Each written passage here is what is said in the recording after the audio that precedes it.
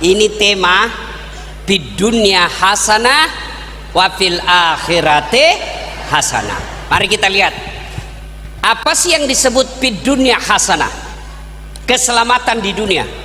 Menurut ulama, keselamatan dunia, kebahagiaan dunia itu ada 4 penyebabnya. Ada 4 yang menyebabkan orang bahagia di dunia. Yang pertama, punya anak yang soleh dan soleha, bukan anak yang kepala dinas, bukan anak yang juragan. Biar dia kepala dinas, eselonnya tinggal, jenderal, pejabat, kontraktor, tapi tidak pernah kau dapat berjamaah di masjid, demi Allah tidak ada gunanya itu anakmu untuk di akhirat. Bu, kalau pian wafat siapa yang doakan? Suami. Kawin lagi bu, jangankan meninggal bu, masih hidup aja mamanya cek istri saya protes. Ustadz, saya dengar ceramahmu kalau orang meninggal istrinya, suaminya kawin lagi. Jadi Ustadz, kalau saya duluan meninggal, Ustadz mau kawin lagi. Saya peluk dia, baru saya bilang, dek dengar baik-baik ya, jangankan kau meninggal, masih hidup saja saya sekarang, saya selalu berpikir kawin lagi, apalagi kalau kau sudah mati. Siapa yang doakan bapak-bapak kalau sudah meninggal? Siapa? Anak. Maka itulah pentingnya kita punya anak yang soleh dan soleha.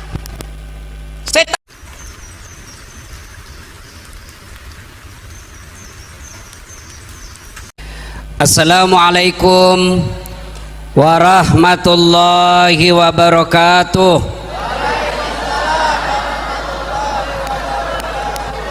Alhamdulillah, alhamdulillahi rabbil alamin, wa bihi nasta'inu ala umurid dunya waddin. Ashhadu an la ilaha illallah wa ashhadu anna muhammadan abduhu wa rasuluh.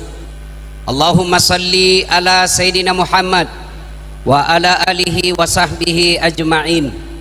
Amma ba'd, faqad qala Allah subhanahu wa ta'ala fi kitabil karim, bismillahirrahmanirrahim, ya ayyuhalladzina amanu dukhulu fis silmi kaffatan wa la tattabi'u khutuwatis syaitan innahu lakum adu mubin.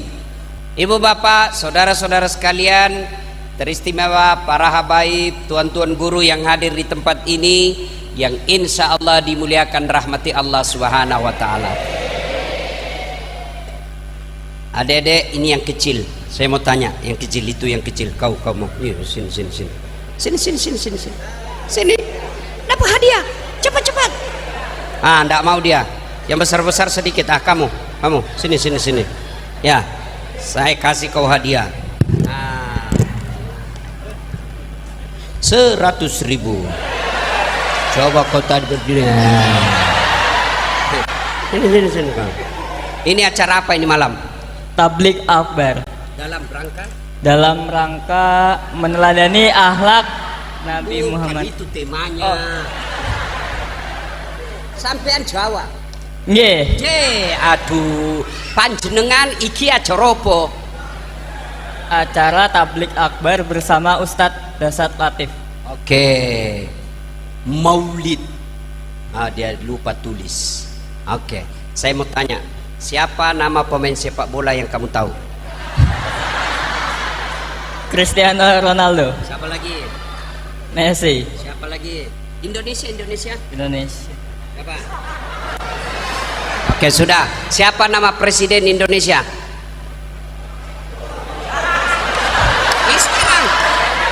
Presiden Joko Widodo. Yang menang pilpres siapa? Bapak Prabowo. Siapa wakilnya? Bapak Gibran. Oke, sekarang mau dapat ini? Oke, mau. Saya tanya, berapa anak tirinya Nabi? Wes, pas. Oke, pas. Kalau begitu, berapa istrinya Nabi? 3. Berapa? 3. Salah. Siapa anak bungsunya Nabi? juga. Ah, sudah kau ambil lah ini 100.000. Oke. Oke, foto-fotokan dulu.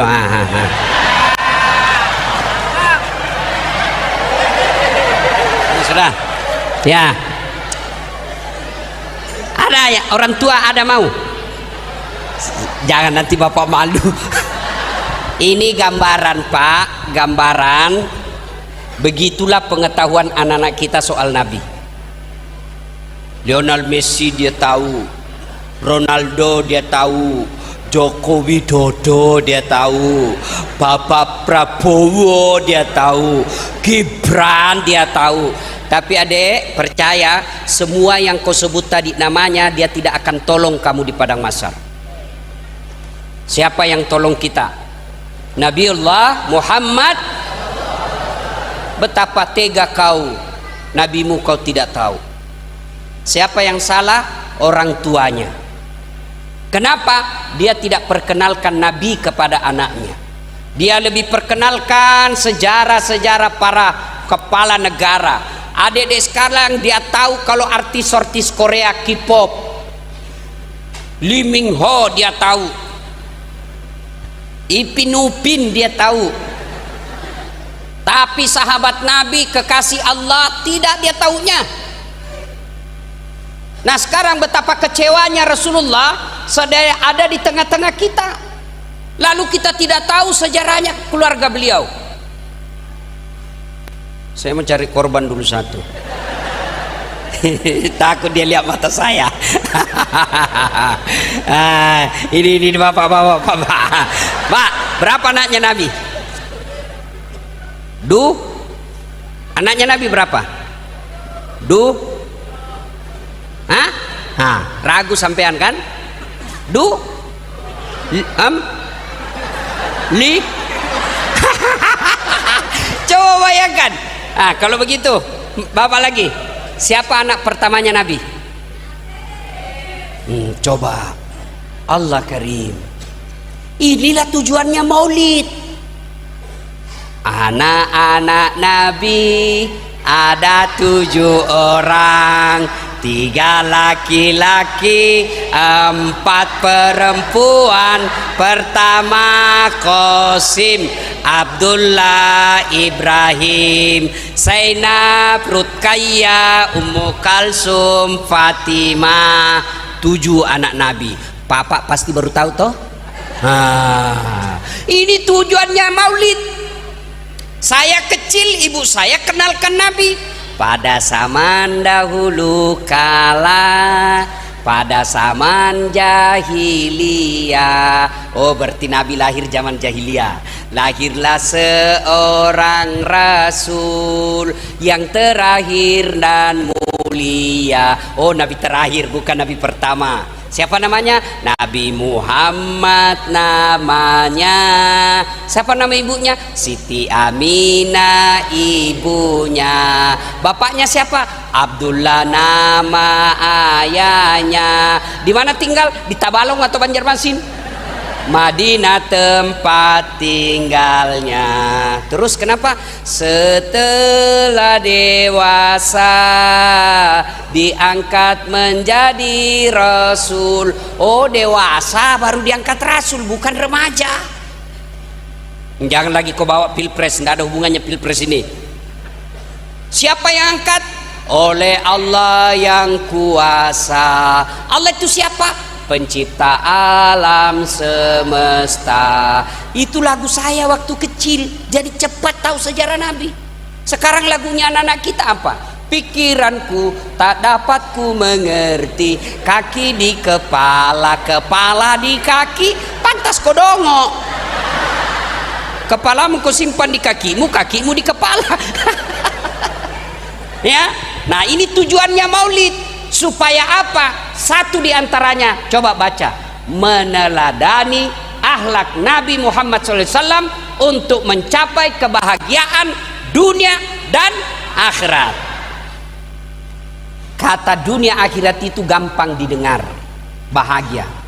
Oh, saya mau kasih lagi hadiah. Ada yang mau hadiah lagi? Mana? Mana lagi? Mana? Saya cari korban dulu. Mana? Sini kau nak, sini. Cepat. Kau sini. Ini yang berdiri. Kamu sini. Angkat tangan baru tidak mau. Cepat. Sini. Itu mana? Ini cepat. Sini cepat. Saya kasih kau lagi hadiah. Hadiah 100.000. Cepat. Ya. Ayo. Siapa namamu? Zakaria Al-Askar. Panggilannya? Al. Pendek betul. Oke, Al. Saya mau tanya, siapa kamu hafal doa sapu jagat? Sapu jagat yang mana? Doa sapu jagat. Yang mana enggak? Hah? Enggak. Oh. Bismillahirrahmanirrahim. Rabbana atina fid dunya hasanah wa fil akhirati hasanah wa qina azabannar. Sadaqallahul adzim. Oke. Nah, mana kameramu? Foto. Tuh. Nanti kau lihat di IG saya. Jangan terlalu banyak joget. Ya, 1, 2, 3. Oke, sudah. Nah, ini tema fid dunya hasanah wa fil akhirati hasanah. Mari kita lihat. Apa sih yang disebut fid dunya hasanah? Keselamatan di dunia. Menurut ulama, keselamatan dunia, kebahagiaan dunia itu ada 4 penyebabnya. Ada 4 yang menyebabkan orang bahagia di dunia. Yang pertama, punya anak yang soleh dan soleha, bukan anak yang kepala dinas, bukan anak yang juragan. Biar dia kepala dinas, eselonnya tinggal, jenderal, pejabat, kontraktor, tapi tidak pernah kau dapat berjamaah di masjid, demi Allah, tidak ada gunanya itu anakmu untuk di akhirat. Bu, hei, kalau pian wafat siapa yang doakan? Suami. Kawin lagi, Bu. Jangankan meninggal, Bu, masih hidup aja mamanya istri saya protes. Ustadz, saya dengar ceramahmu kalau orang meninggal istrinya, suaminya kawin lagi. Jadi Ustadz, kalau saya duluan meninggal, Ustadz mau kawin lagi. Saya peluk dia, baru saya bilang, Dek, dengar baik-baik ya. Jangankan kau meninggal, masih hidup saja saya sekarang, saya selalu berpikir kawin lagi. Apalagi kalau kau sudah mati. Siapa yang doakan bapak-bapak kalau sudah meninggal? Siapa? Anak. Maka itulah pentingnya kita punya anak yang soleh dan soleha. Saya tanya semua, bapak-bapak bisa enggak anakmu jadi anggota DPR, enggak pernah caleg? Ayo jawab. Bisa enggak anak kita jadi anggota DPR enggak pernah mencaleg? Enggak mungkin toh. Bisa enggak anak kita jadi dokter enggak pernah kuliah fakultas kedokteran? Enggak mungkin. Bisa enggak anak kita jadi tentara, polisi enggak pernah daftar tentara, polisi? Enggak mungkin. Tapi bisa enggak anak kita soleh dan soleha meski tidak tentara? Bisa. Bisa enggak anak kita soleh dan soleha meskipun dia tidak tentara, tak dokter? Bisa. Malam ini kita mendapat pelajaran berharga. Masjid ini dibangun untuk dipersembahkan kepada orang tuanya. Kita kan ingin punya anak, ketika kita sudah dikubur, anak kita bikinkan masjid. Hei, Pak, hei, Bapak kalau meninggal siapa yang doakan? Kawanmu. Jangan harap. Ada di sini pejabat, Pak PJ. Mana Pak PJ tadi? Pak PJ. Nah, anak buah jangan harap, Pak. Dia berharap Bapak cepat pendi, dia ganti. Jangan. Siapa yang doakan kita? Anak, kawan-kawan. Jangan berharap. Lihat di grup WhatsApp, kalau ada meninggal, ketik doa saja dia tidak mau. Apa dia kirim? Stiker Al-Fatihah. Enggak juga dia baca Al-Fatihah. Maka siapa yang doakan kita? Anak. Bolehlah kita miskin sekarang, ngontrak-ngontrak, merantau dari Jawa, merantau dari Sulawesi, datang ke sini bekerja, sampai sekarang masih ngontrak-ngontrak, rezeki terbatas. Tapi bapak didik anaknya, anaknya menjadi orang baik, anaknya menjadi kaya yang baik agamanya, maka anaknya nanti yang bangunkan masjid orang tuanya. Pelajaran buat kita. Maka bapak yang mencalonkan diri sebagai kepala daerah, kalau boleh berpesan, kalau bapak diberi amanah oleh rakyat dan Allah merestuinya, buatlah peraturan yang melindungi anak di kabupaten ini. Anak-anak kita sekarang pak, penyakitnya apa? Judi online, game online, bersinah. Anak-anak kita sekarang moralnya makin hancur. Pejabat kita harapkan terpilih pejabat yang punya jelas, dia mau kena makan masa depan anak-anak remaja di tempat ini. Ngapain anak-anak kita cerdas, tapi kalau dia tidak tahu berjamaah di masjid? Untuk apa anak-anak kita tinggi sekolahnya sampai ke luar negeri, tapi dia tidak tahu bahasa-bahasa berdalam berdoa? Orang tua sekarang bangga kalau anaknya pandai bahasa Inggris. Apa hebatnya kalau dia pandai bahasa Inggris? Nggak hebat itu. Ustadz jago, apanya yang jago? Masih SD pintar bahasa Inggris, nggak jago. Banyak yang bisa begitu. Masa sih banyak? Kau pergi ke Inggris. Nah, anak di sana semua pak bahasa Inggris. Emangnya kalau anakmu pintar bahasa Inggris, dia berdoa pakai bahasa Inggris? Oh my God, please help me my mother. Bleh. Enggak, paling juga dia pakai bahasa Banjar. Maka bapak-bapak, saya sudah hampir 8 hari di Kalsel ini dengan 4 kabupaten yang saya datangi. Subuh, alhamdulillah masjid ramai, tapi sayang subuh di dalam masjid rata-rata orang tua yang sudah muka-muka sakaratil maut. Kada ada anak-anak muda, tidak ada. Ini masa depan, ini yang ini para habaib yang sudah muka-muka sakaratil maut.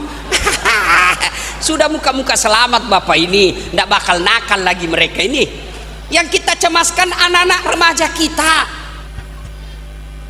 Mereka tidak malu-malu lagi berzina. Kalau dulu kita malu boncengan belawan jenis, sekarang mereka terang-terangan.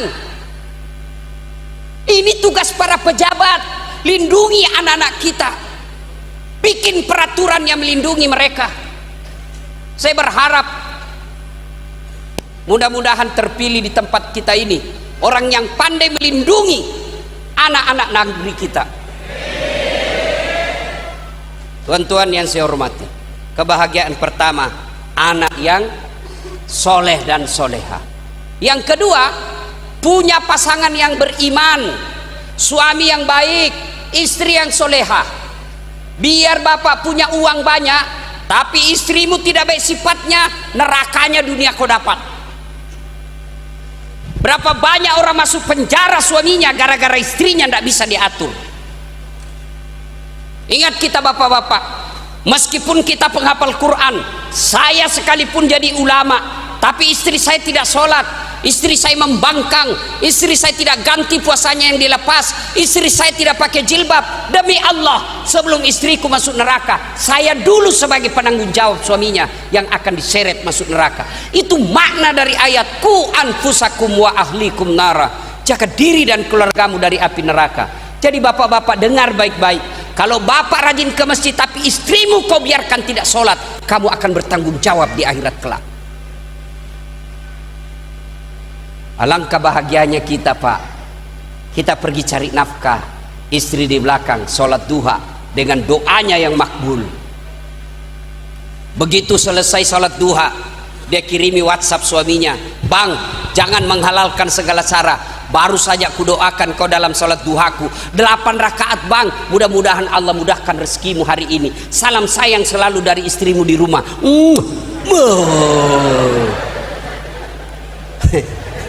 Bapak pernah dapat WhatsApp begitu? Paling WhatsAppnya istri, jangan lupa singgah beli beras. Masih baik kalau beras, kalau pembalut. Ayo pak,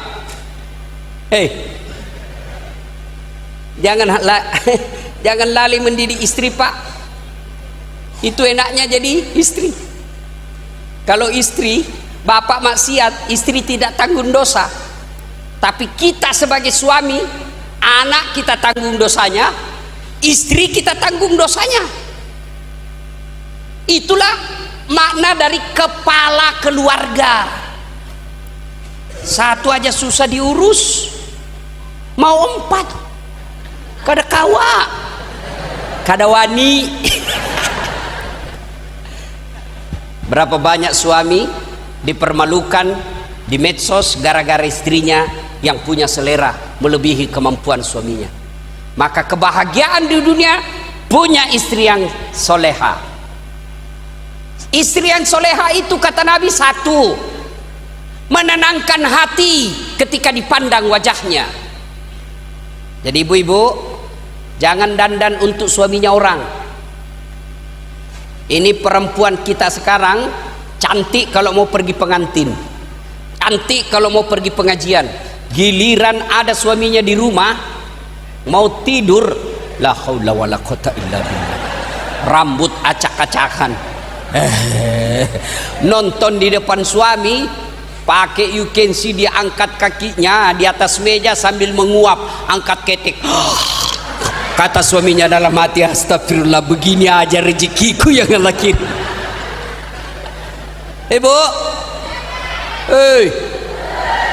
kalau suamimu mau pulang jam 3:30 dandanmu berpahala. Bahkan Nabi menjelaskan, perempuan yang berdandan sebelum tidur karena menghormati dan menghormati suaminya, maka malaikat berdoa, ya Allah, rahmati wanita ini karena dia dandan menyenangkan hati suaminya. Coba praktek ini. Anak namin kau tidak. Ini mau pulang suami, daster tinggi sebelah, kelihatan tali BH. Dia bilang suaminya, kasih baik-baik dastermu, kelihatan semua tali kamu. Apa dia bilang istrinya? Jangan lihat BH-nya, yang penting rasanya, Bung. 2, dengar, istri yang soleha. 1 tadi menyenangkan hati dipandang wajahnya. 2, membuat hatinya tenang dan tentram hati di rumah. Kalau ada suami selalu rindu balik ke rumahnya, berarti itu istrinya, istri yang soleha. Tapi kalau ada suami yang tidak betah di rumah, ciri-ciri wanita itu gagal menjadi istri yang soleha. Mau lihat buktinya? Banyak laki-laki, lihat pagi-pagi di pinggir jalan, banyak laki-laki tidak dibikinkan kopi sama suami istrinya. Saya bilang, kenapa kau ngopi di warkop? Nah, ada istrimu. Apa dia bilang? Kalau di rumah Ustaz, kopi diminum, ngomelan dirasa. Kopi diisap, ngomelan yang dimasukkan. Jangan ketawa ibu, saya serius ini. Bagaimana suamimu mau betah di rumah kalau ngomel terus? Suamiku jelek Ustaz, ya jodohmu. Jelek mukanya, itulah yang terbaik.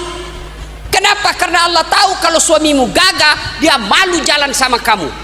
Kenapa? Karena ibu juga jelek.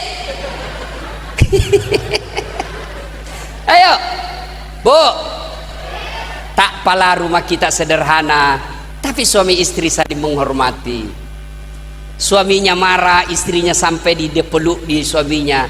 Bang, jangan suka marah, Bang. Kalau tadi orang di kantor bosnya abang marah, wajarlah, dia kan kepala dinas. Masa abang yang pegawai honor mau marah sama kepala dinas? Tenang perasaannya.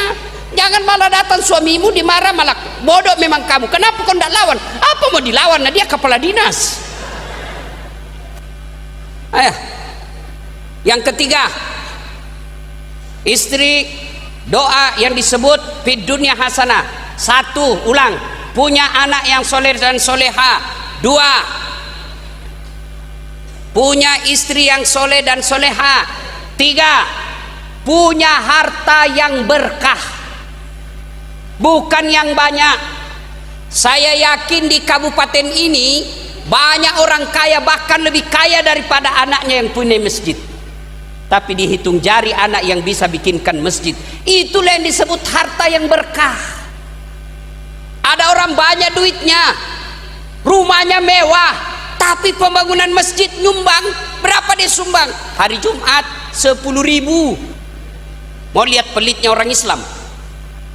Mau lihat pelitnya kita? Coba kalau edarkan celengan, pura-pura ndak lihat Pak. Begitu mau lewat depan kita pura-pura ada orang begitu pelitnya Pak, lewat celengan dia tarik lalunya, dompetnya lama digini, orang di belakangnya, wih banyak dia mau kasih masuk ini. Ternyata dia cari yang paling kecil, dia kasih masuk uang 2.000. Tiba-tiba dari belakang ada anak muda, dia tepuk pundaknya itu tadi Pak Haji, dia dorong, wih 100.000. Dia lihat, wih hebat ini anak muda, masih muda 100.000. Dia kasih masuklah di celengan. Begitu masuk celengan, ini anak muda bilang, Pak Haji itu uangnya yang jatuh di dompetnya Bapak.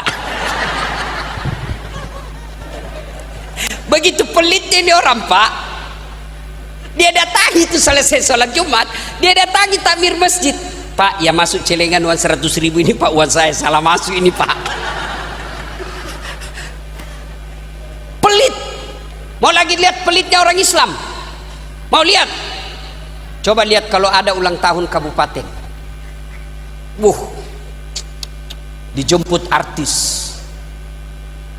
3 datang, artisnya, tukang make upnya dengan manajernya, masing-masing kasih bisnis kelas tiketnya, hotel bintang 5, kawal tentara polisi, padahal cuma datang bawa alamat palsu. Sudah itu selesai acaranya, pulang kasih uang 100 juta sampai 200 juta. Sampai di Jakarta uang 200 juta itu dia pakai hura-hura itu tadi selebriti. Giliran bapak mengundang guru penghafal Quran, kamu jemput, enggak, kau kirimi Grab, kirim ojek motor lagi, motor tua, enggak ada stang kakinya satu di belakang, tak gantunglah kakinya Pak Guru. Sudah sampai kadek sedikit lagi, hujan lagi, terpaksa satu mantel berdua.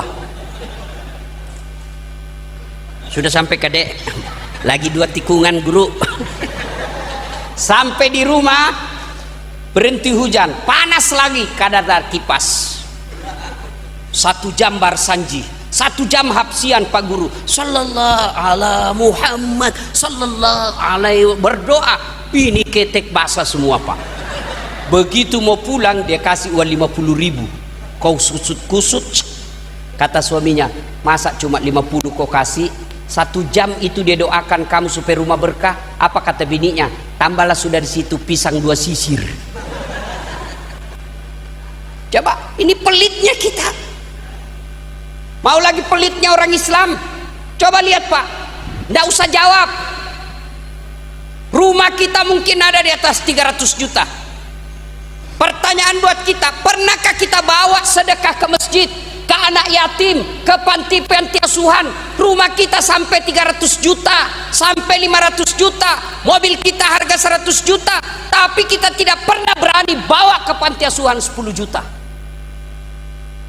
Pala demi Allah, harta yang di rumah, ibu-ibu yang punya emas di atas, yang di belakang punya emas berlian, kalau ibu meninggal jangan harap anakmu yang pakai emas berlianmu. Siapa? Istri kedua. Begitu ibu meninggal, dia tarik semua itu cincinmu suami. Ini dulu cincin kami kita, tidak mau keluar, dikasih sabun. Dipaksa keluar cincinmu. Sudah itu dia paksa lagi keluar itu di gelangmu. Ini sayang dulu waktu kita pergi umroh, saya belikan kau emas Dubai. Dia kasih keluar. Dia ambil lagi kau punya kalung. Ini ulang tahun pernikahan kita dulu sayangku. Terakhir dia cabut gigi palsumu. 3 bulan kemudian ketemu sama mantan pacarnya yang sudah janda.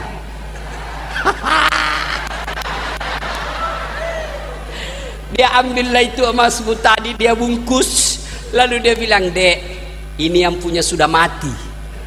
Dia bilang sudah mati. Ini dek, kau pakailah sebagai rasa cintaku kepadamu. Daripada dipakai istri kedua, mending ibu bawa ke masjid. Itu yang disebut harta yang berkah. Harta yang berkah. Mudah-mudahan kabupaten ini juga berkah. Banyak orang kaya tapi pelit, tidak ada gunanya. Biar kita punya duit tidak banyak tapi berkah. Dan dengar baik-baik ini orang kaya. Kalau kalian rumah-rumahmu mewah, lalu di depan di samping rumahmu ada masjid yang kada jadi-jadi, kamu orang-orang kaya yang dengar azan dekat masjid itu, dicari nanti dulu sama malaikat. Lalu Allah tanya, kenapa rumahku tidak baik-baik? Kenapa rumahku tidak beres pembangunannya? Saya kasih kau umur, saya kasih kau kekayaan, saya kasih kau kesehatan. Itu rumahmu mewah betul, kursimu mewah. Kenapa karpet di masjidku jelek? Hati-hati. Harta yang berkah itu ada manfaat buat orang lain. 4, di dunia hasanah. Apa itu? Punya teman yang soleh dan soleha. Bukan teman pejabat, bukan teman orang kaya. Tapi kalau kaya, pejabat dan soleh dan soleha, itu lebih baik. Yang lebih tidak baik sudah miskin, jahat lagi. Tuan-tuan, bapak ibu yang saya muliakan, tahu kambing?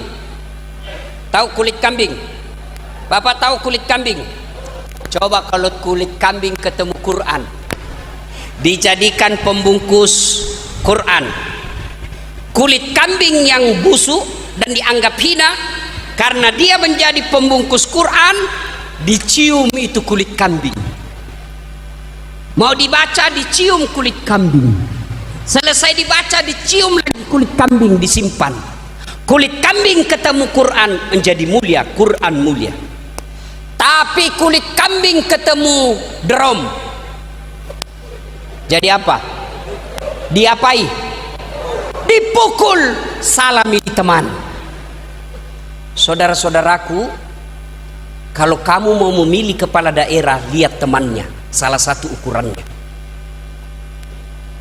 Kalau temannya banyak tukang bohong, hampir bisa dipastikan dia juga pembohong. Kalau temannya orang sombong, hampir bisa dipastikan dia juga sombong. Kenapa? Pepatah dulu mengajarkan air tidak mungkin bergabung dengan minyak. Kalau saya berjalan sama Pak Nur Rifani, tidak mungkin saya bilang, Pak Haji Nur Rifani, di mana tempat pijat yang bagus? Tidak mungkin, langsung beliau katakan, Ustadz beleng-beleng ini. Iya toh, paling saya bilang, Pak Haji, mohon maaf, di mana masjid yang bagus? Ya kan? Kalau kita ketemu dengan orang baik, lambat laun kita akan jadi baik. Kalau kita bersahabat dengan orang yang sholatnya baik, lambat laun dia ajak kita ke masjid. Begitu masuk waktu sholat, dia akan berkata, saatnya sholat, ayo kita masjid dulu. Tapi kalau kalian berteman dengan tukang judi, lambat laun dia akan bayarkan kamu mulai judi. Maka saudara-saudara sekalian, di dunia hasanah, punya teman yang baik. Sekarang mau lihat pertemanan yang baik, lihat sholat jamaah. Saya di sini Pak, masya Allah, masjid selalu penuh. Apalagi kalau subuh, penuh Pak, sampai di luar, tidak ada di dalam.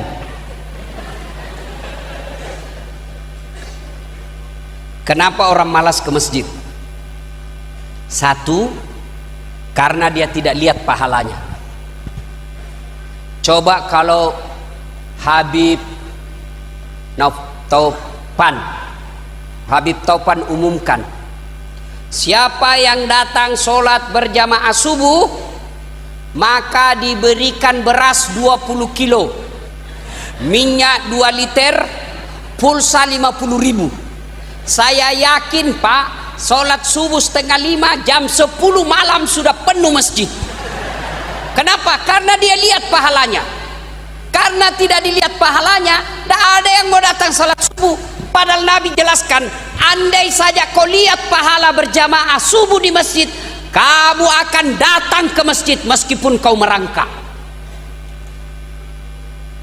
Tapi karena kita tidak lihat, maka jamaah sepi. 2. Kenapa orang malas ke masjid? Karena dia tidak tahu pahalanya. Apa pahala berjamaah di masjid? 1, dengar baik-baik. Melangkah kaki kanan 1 pahala. Melangkah kaki kiri gugur dosa kecilnya. Jadi kalau rumah ke masjid 200 meter, PP berapa meter? 400 meter. Berapa langkah kaki itu? Kaki kanan 1 pahala, kaki kiri gugur dosa kecilnya. Apalagi kalau bapak jalannya begini. Iya toh?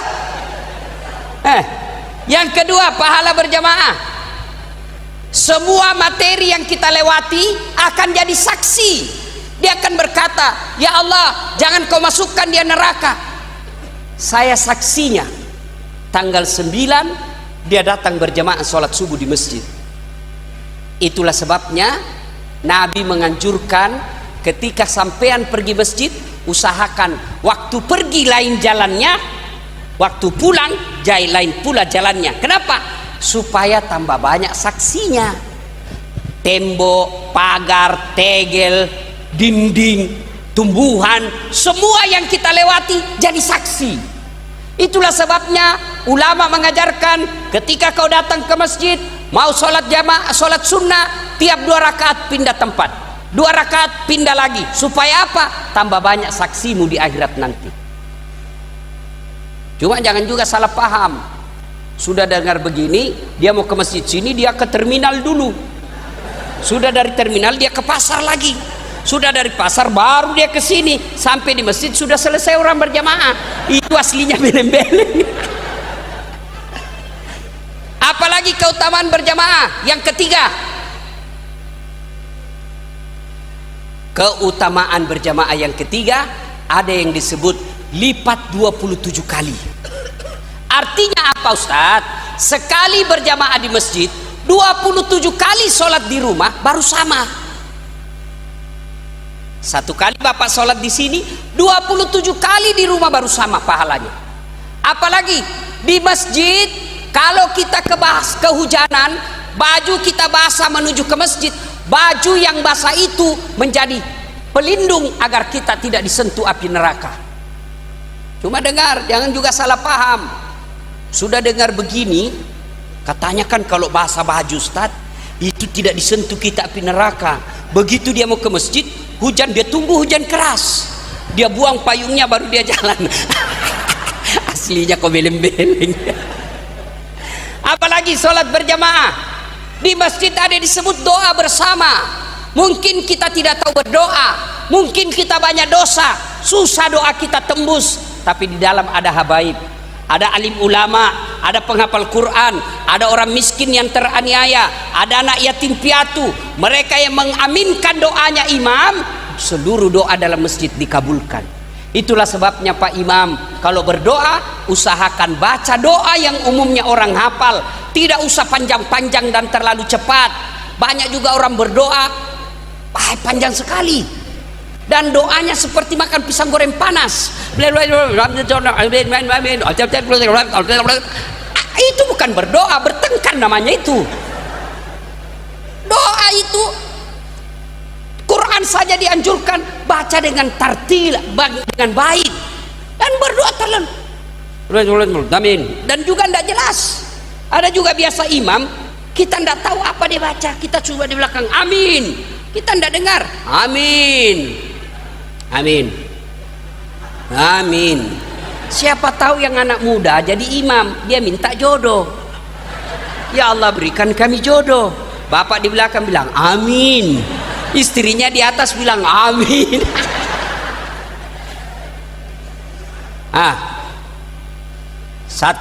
Sebab orang malas ke masjid, dia tidak lihat pahalanya. 2, dia tidak tahu pahalanya. 3, ini yang paling penting, manajemen masjid tidak bagus. Sudah saatnya manajemen zaman dulu ditinggal. Banyak sekarang takmir masjid, pengurus masjid, setelah dilantik, diangkat oleh masyarakat, dipercayakan ngurus masjid, dia kira dia yang punya masjid. Kalau rapat harus dia yang benar karena dia ketua. Tidak. Masjid sekarang saya lihat saldo kas banyak-banyak, tapi dalam masjid tidak beres. Saldo kas 100 juta, karpetnya sudah 7 kali lebaran tidak pernah diganti. Saldo kas 150 juta, toiletnya tidak ada airnya. Ini takmir masjid seperti ini, kamu nanti bakal berderita di padang mahsyar. Nanti ditanya, kenapa kau jadi pengurus masjid kalau kau tidak urus masjid? Hati-hati Pak pengurus masjid, hati-hati. Apalagi sampai menggunakan anggaran masjid direnovasi, lalu Bapak berpikir ini kan atapnya sudah tidak dipakai, bolehlah saya bawa ke rumah. Tidak boleh, bukan hakmu. Pengelolaan masjid sekarang harus modern. Ngapain besar-besar? Tidak apa-apa kan seperti ini, kecil tapi nyaman. Masjid saya Bapak boleh dilihat di YouTube saya, di IG saya ada. Alhamdulillah, masjid saya bikinkan untuk bapak saya, namanya Masjid Bani Abdul Latif. Ibu saya bikinkan juga masjid, namanya Hajjah Siti Mang. Tidak perlu besar tapi nyaman. Bawa masjid ada kolam ikan, dikelilingi kolam ikan. Ikan yang saya sudah Islamkan, ikan mu'allaf Pak, dari Jepang. Ikan koi itu, koi kan dari Jepang, agamanya Shinto. Saya Islamkan dulu baru turun. Masya Allah. Imamnya penghafal Quran 30 juz, juara 1 hafiz Quran Sulawesi Selatan. Muadzinnya bagus suaranya Pak, digaji seperti layaknya pegawai negeri gaji bulanan. Penceramanya belum ceramah sudah dikasih honor, ini judulnya. Masya Allah. Sound sistemnya biar bernapas sisla imam kedengaran, tidak pernah storing. Di dindingnya ada proyektor, kalau imam bersikir keluar kalimat sikirnya, orang bisa baca dan ikuti sama-sama. Enak. Itu masjid saya.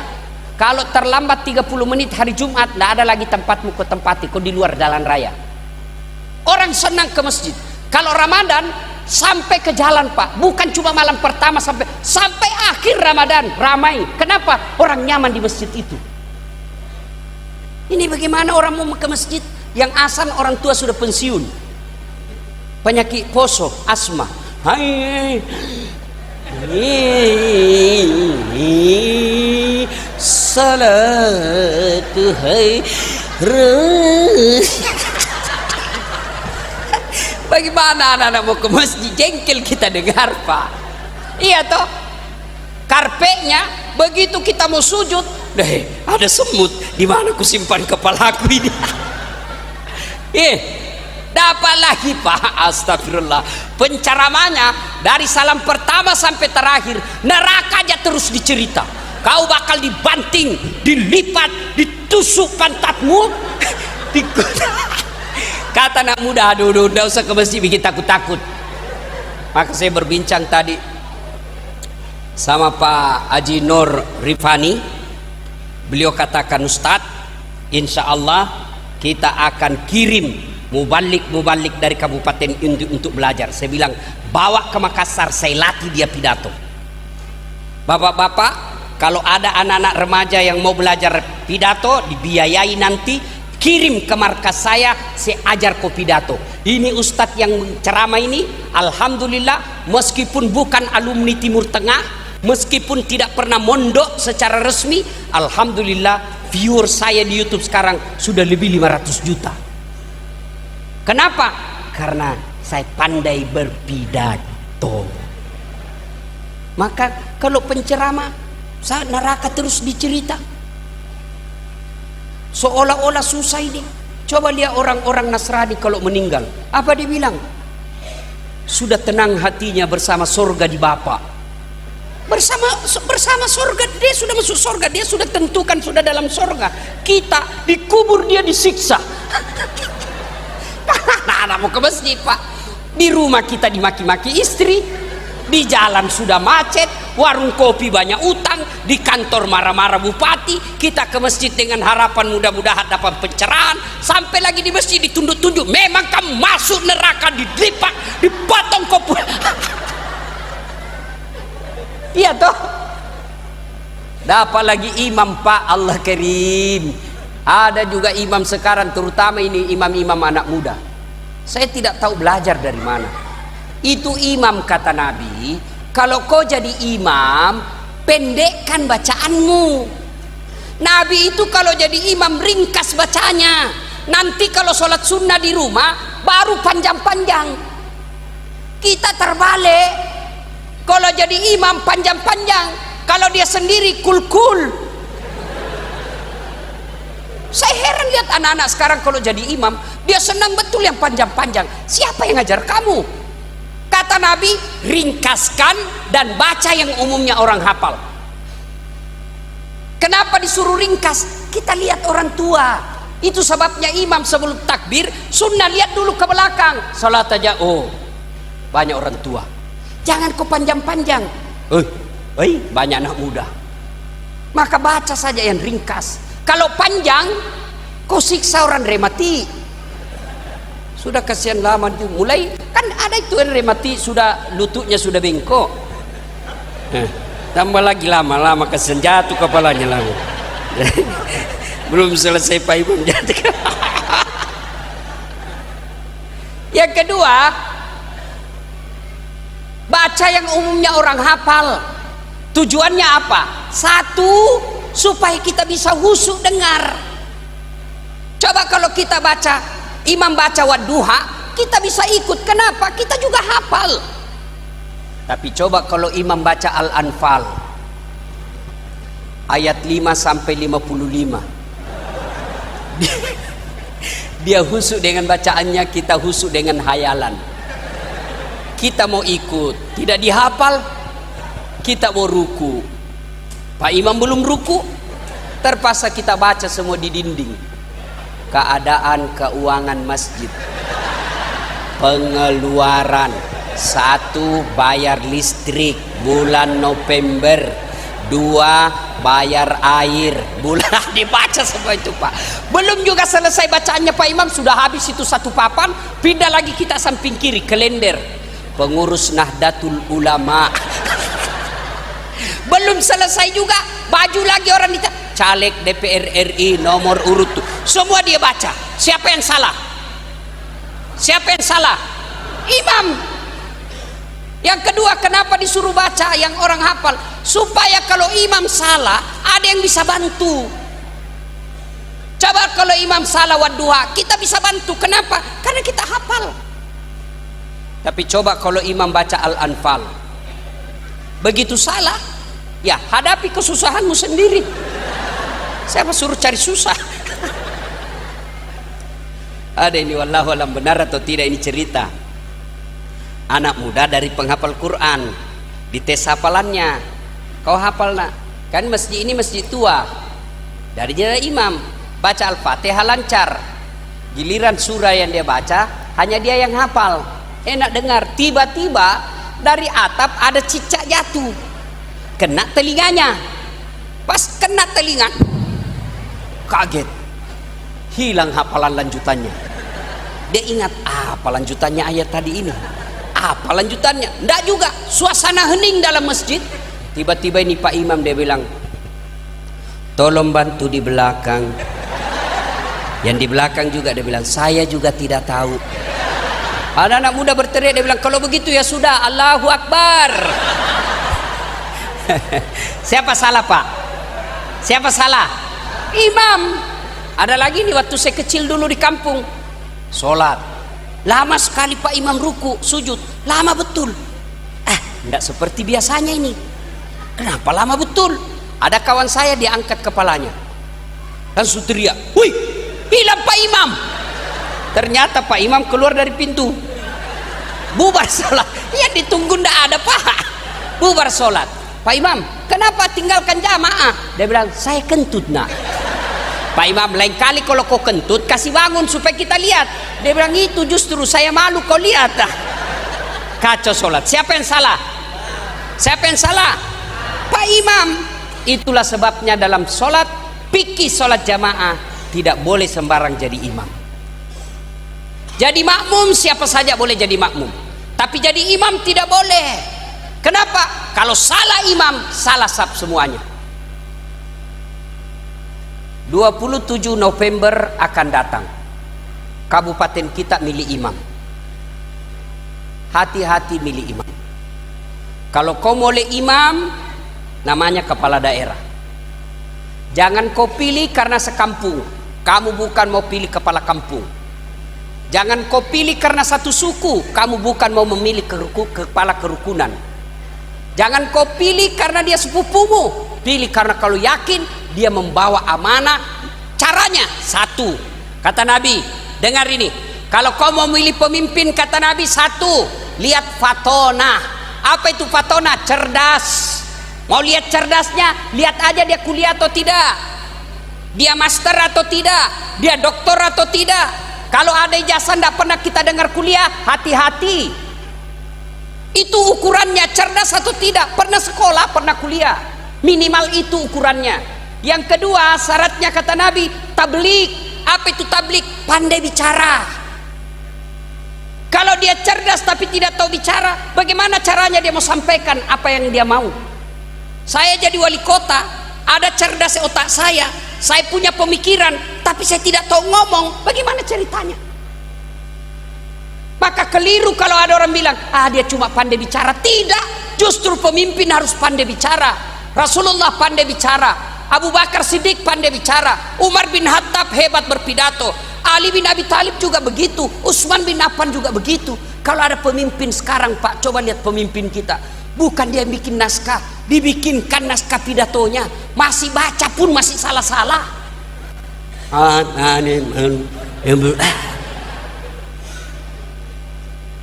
Yang ketiga syarat pemimpin, ulang, cerdas. Dua, pandai bicara, tablik, menyampaikan. Tiga, sidik, bisa dipercaya. Bapak mau tahu bagaimana dia bisa dipercaya atau tidak? Lihat aja ngomongannya, lihat dia waktu kampanye. Kalau dia kata A baru dia bilang C lagi, jangan kau percaya orang begitu. Dan yang keempat, amanah. Biar dia cerdas, pandai bicara tapi tidak amanah, bahaya. Lebih baik memilih orang bodoh tapi amanah daripada orang pintar tidak amanah. Karena lihat penghuninya KPK, ada orang bodoh, orang cerdas semua di dalam Pak. Kenapa? Karena dia tidak amanah.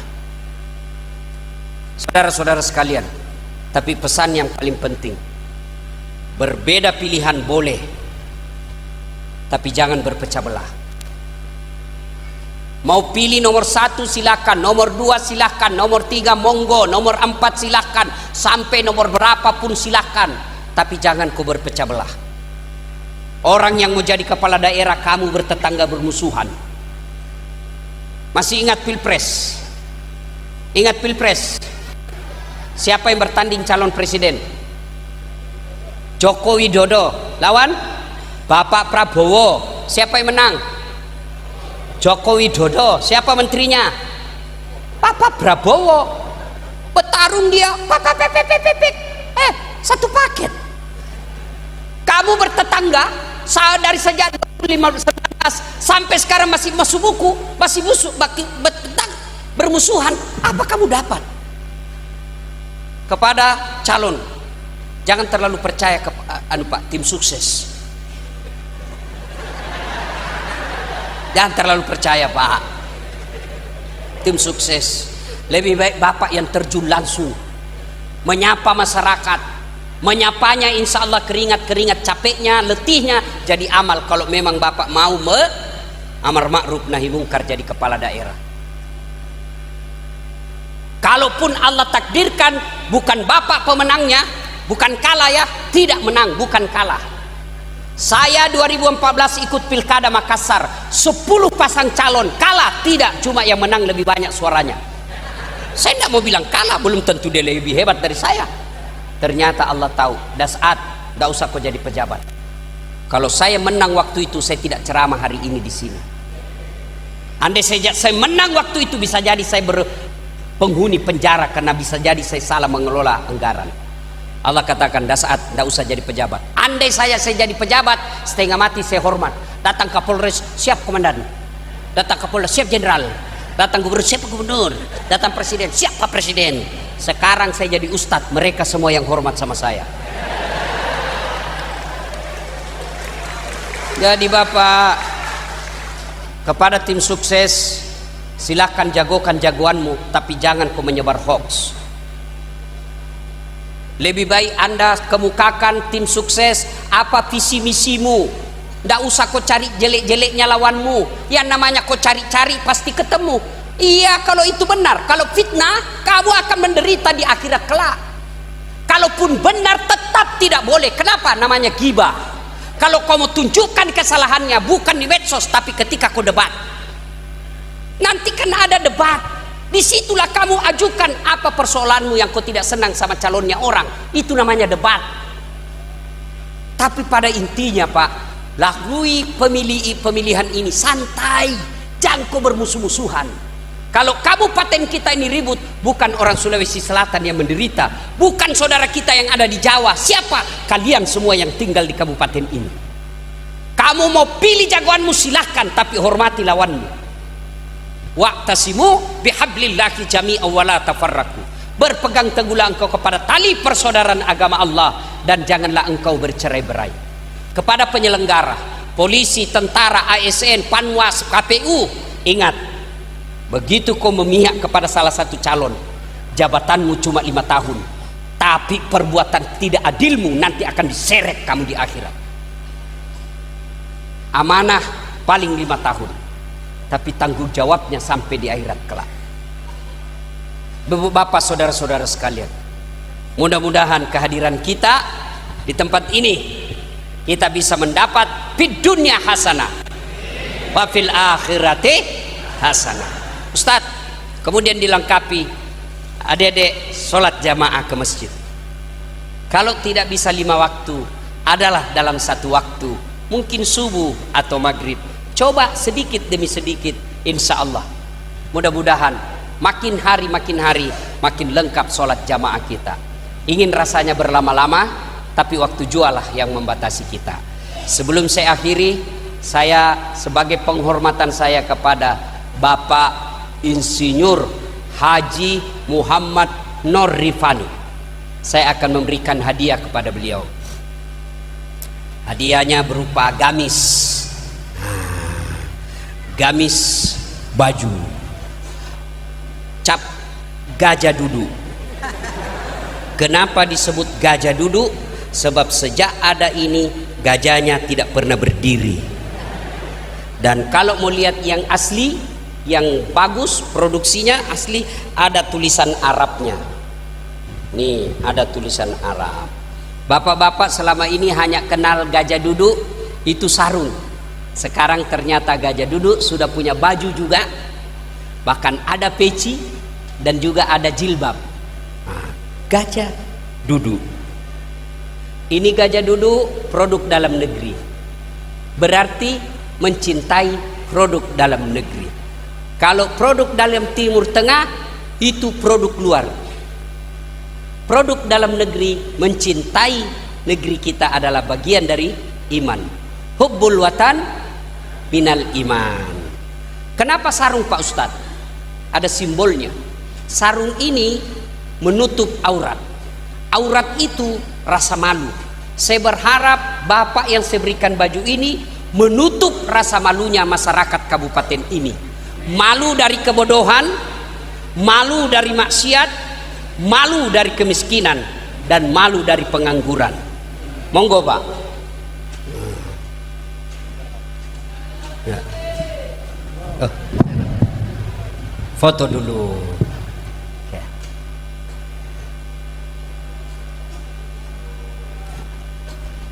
Terima kasih kepada Habib Taufan. Saya juga kasih hadiah sarung gajah duduk. Yang kalau mau lihat yang baik, gajah duduk sarung banyak modelnya, ada Asia kembang, ada juga Asia merah putih, tapi ini yang kembang. Ada tulisannya, tulisan Arab ini. Ini bacanya bukan handuk, ini sarung. Bercanda. Oke, Bib. Ya. Foto dulu. Ya. Ini sarung. Kalau kita kedinginan pakai sarung. Saya berharap Habib hadir untuk menutup rasa dinginnya masyarakat kabupaten ini. Lalu Bapak Ibu bertanya, kami dapat apa Ustaz? Silahkan beli di toko masing-masing. Kenapa gajah duduk Ustaz? Karena beliau sponsor saya. Terima kasih, mudah-mudahan ada berkah. Meskipun kita tidak berjabat tangan secara langsung, tapi percayalah di hati saya ada pian sawartaan. Kalau boleh berjabat tangan silahkan, mau jabat tangan sama saya. Mohon maaf, penuh maaf, kada usah cium tangan saya. Apalagi pian-pian yang sudah dewasa dari saya risih kalau dicium tangan saya oleh orang tua saya. Cukup jabat tangan, cipika-cipiki sudah tutup. Tapi Bapak Ibu jangan juga cium, Bapak cium pipi saya. Boleh tempel-tempel, tapi jangan dicium pakai kumis. Ada juga yang cium saya. Kalau cipika-cipiki kan begini, ini belum. Itulah bagian daripada kecintaan umat kepada ulamanya. Terima kasih. Sebelum saya akhiri, mari kita kirimkan suratul Fatihah. Saya tanya dulu, Ibu Bapak ada faedah enggak ceramah malam ini? Ada. Bapak dapat faedah? Minimal ketawa-ketawa. Besok Pak jam 2 siang insya Allah saya operasi. Ini malam ini saya balik langsung ke Banjarmasin, bermalam di Banjarmasin, jam 7 pagi terbang ke Jakarta, jam 9 masuk rumah sakit, jam 2 siang operasi mata saya. Ini mata saya ada masalah. Nah, doakan besok operasinya berhasil, Allah angkat segala penyakitnya secara sempurna. Karenanya mohon berkenan mengirimkan suratul Fatihah kepada Rasulullah Muhammad SAW. Khasiat dan keutamannya mohon keikhlasannya untuk Ustadz Das'at Latif. Al-Fatihah. Alhamdulillahirabbil alamin. Ya kan.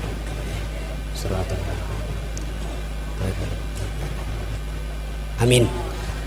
Sebelum saya akhiri pesan khusus, ayo mari pilkada damai, jangan saling menghina, jangan menyebarkan berita bohong dan hoax. Silahkan pilih jagoannya masing-masing tanpa mencela yang kita tidak pilih. Jaga kerukunan dan kedamaian. Yang kedua, jangan golput. Adik-adik sekolah SMA yang sudah 17 tahun ikut pilih, bukan kita mencari orang baik saja, tapi kita bercoba untuk menghalangi orang jahat jadi pemimpin. Yang ketiga, saudara-saudara sekalian, jangan lupa amalkan hasil ceramah kita pada malam ini, karena kadang ada guna dengar ceramah kalau hanya dihafal dan tidak diamalkan. Lebih dan kurangnya mohon dimaafkan. Usikum wa nafsi bitaqwallah. Buah nangka, buah pepaya, buah durian, buah mangga, buah nenas, buah belimbing, itulah buah-buahan. Terima kasih. Assalamualaikum warahmatullahi wabarakatuh.